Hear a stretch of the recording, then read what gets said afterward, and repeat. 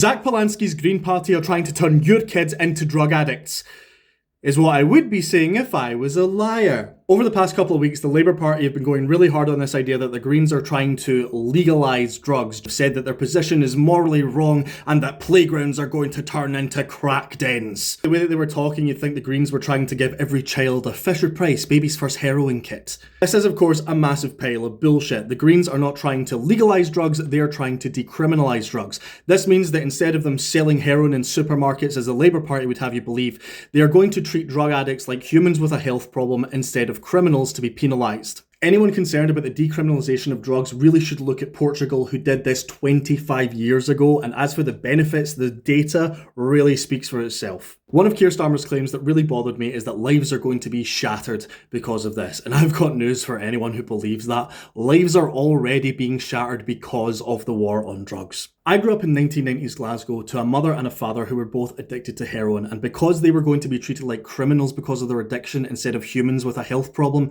they were too scared of getting caught to seek out help. They would use drugs in front of me, they would take me to drug dens, and now that I am in my 30s, I am seeking therapy for complex trauma because of the way that this has affected me.